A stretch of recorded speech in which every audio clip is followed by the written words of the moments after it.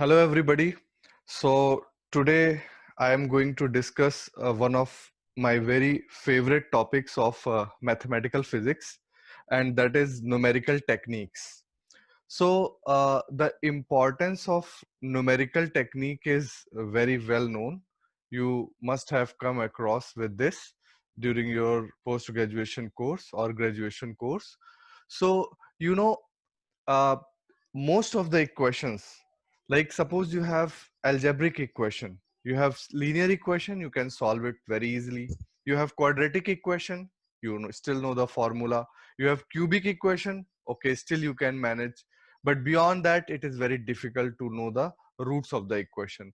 And if the equation is, suppose, little non-linear and complicated equation, suppose randomly I am writing, it is suppose this plus some sine x minus 1 is equal to 0, equation like this. So it becomes very, very difficult to calculate the roots of the equation. So I am just giving you one example to make you understand uh, why numerical technique is so important. So for this equation, we can't solve it analytically. I mean, by our common methods, like for quadratic equation, you have some method. For cubic equation, you have some method. For linear equation, you have some method. So we can't solve this equation using any of those methods. So here comes the role of numerical techniques. Okay. Similarly, we have differential equations, and in most of the cases they become very complicated. Suppose you have a Schrodinger equation. So you have seen that while solving the harmonic oscillator problem, how much mathematical calculations you have to undergo, or solving the hydrogen atom problem. And if the potential is more complicated, the only way out is numerical technique. There is no other way to solve that equation. Okay. So similarly, integrations, most of the problems in physics, you uh, end up to a integration which is sometimes very, very complicated. Some can be solved using complex analysis, some cannot be solved even using complex analysis. You need numerical techniques for them. So you use numerical technique to solve them. There are methods to solve them. And the good thing about is this is numerical technique is, now we have computational methods also. You have programming languages. So they combine very well, because otherwise it takes a lot of time and effort and accuracy to calculate something numerically. But nowadays computers are there. So for example, suppose you have some routine for solving integral equations, you can make a program, and then that program will be solving all of your most of your integral equations. Okay. So integrations. So in this way, the numerical techniques are very, very important. And current research, uh, without numerical technique, you can't think about solving complicated Maxwell's relations, complicated Schrodinger equations, complicated wave equations, etc., etc. All of them can be only solved using numerical technique. So the importance of numerical technique is very much. And I will be discussing in context of your net syllabus. So let me focus on that. So I must tell you that one question you always get from this chapter, numerical technique, one question, most of the time it is 5-mark question, you always get from it. So it is very, very important topic.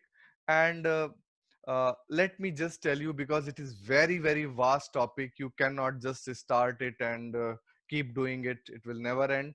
So for net, CSIR net, I must discuss the syllabus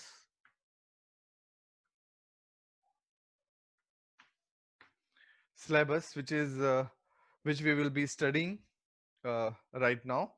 So you know the syllabus is like this. They have given it like this: elements of computational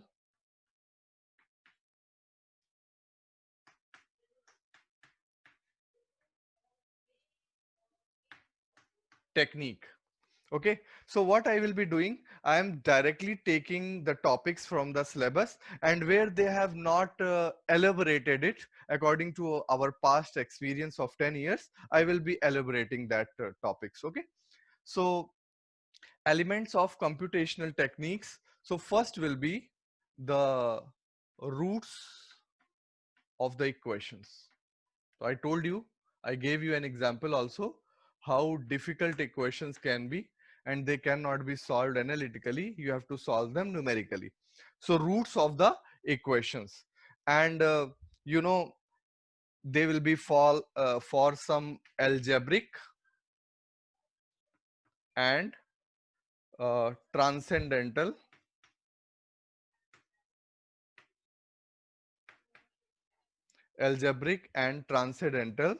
equations. I mean equations consisting of algebraic terms as well as hyperbolics, exponentials, sinusoidal terms, all sort of terms may be present. For example, I just give you a simple example: x plus e to the power x minus sine x plus 1 is equal to 0. Suppose this is the equation which we want to solve. So this is just an example. Okay. Now, uh, what are the methods they have not given? So according to my past experience, I will just tell you that we will be discussing three methods for this. First one will be the bisection method, and second one will be iteration method,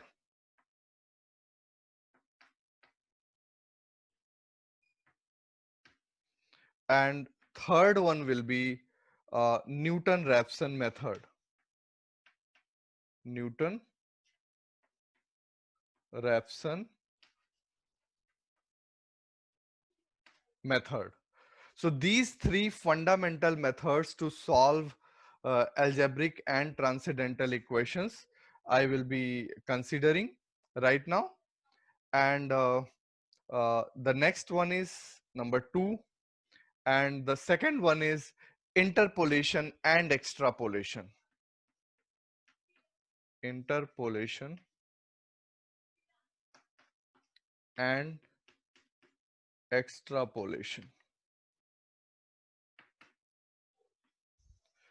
If you have dealt with a data, you must be knowing the importance of interpolation and extrapolation. Suppose you have a solar energy density with respect to wavelength.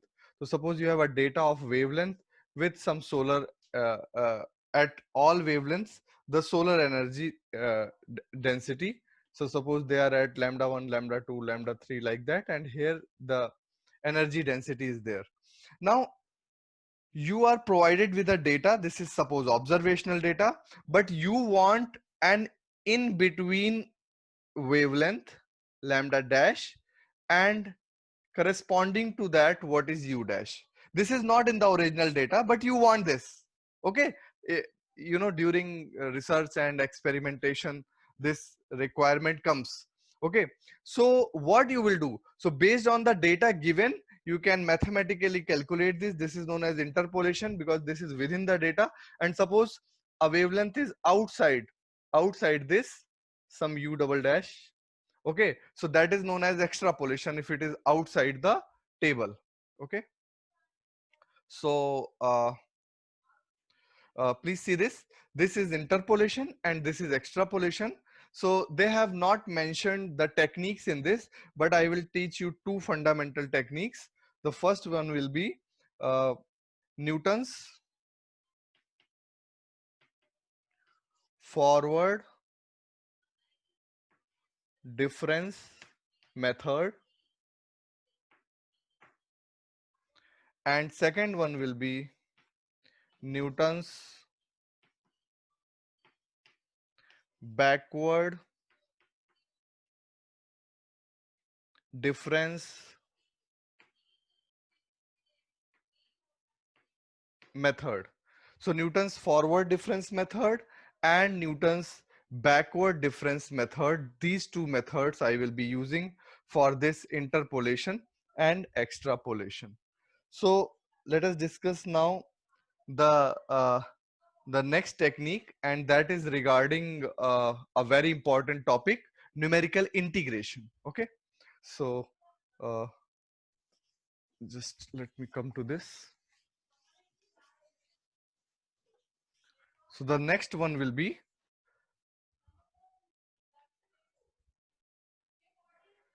the third one, and this will be integration, numerical integration. And in numerical integration, we will be discussing, they have mentioned in the syllabus, we will be discussing two methods. A is trapezoidal method, and I must tell you, most of the time they have asked questions on numerical integration. So trapezoidal method, and B is Simpson's rule. Simpson's rule. Okay, so I will be taking Simpson's 1/3 and Simpson's 3/8 rule. Okay, so you know, some complicated integrations, the big expressions in which no substitution can be done or no other method can be applied, you can directly use the trapezoidal method or Simpson's rule. They are very, very effective.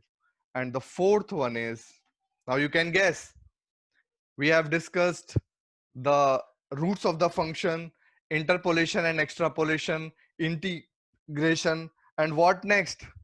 Differential equation.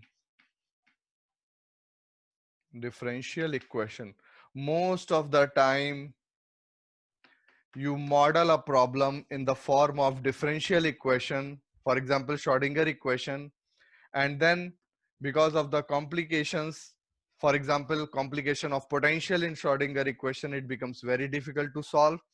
So how to solve them? You have uh, numerical techniques, and they have mentioned. So one is Runge-Kutta method. Runge-Kutta method. So we will discuss second order and fourth order method, Runge-Kutta method, and B is finite difference method. Finite difference method. So Runge-Kutta method and finite difference method, both we will be discussing. One thing I want to tell you, that in NET, you know, calculator is not allowed. But numerical technique, you know, lot of calculations has to be done. So when they ask in exam, they ask such a simple question in which calculation is so simple that you are able to do it without using calculators. But while discussing the course, we can't restrict ourselves to that, because otherwise number of questions will become very, very less, because in most of the problems calculator is required. So what we will do, we will just we will just use calculators, ease ourselves to use calculators, and then we will know every method, we will be knowing all the steps, intermediate steps. Then once the question comes in exam, you can do. Only skill required there will be calculation of under root. You must know how to calculate the under roots, because many times, and division quickly, multiplication, addition, these steps are required, and that I know you are very efficient in that. Okay, sometimes you don't know how to calculate a square root, so that you must learn. So this was the outline, a brief you know a preamble of your syllabus, and we will discuss the cases one by one, okay, in coming discussions. Thank you.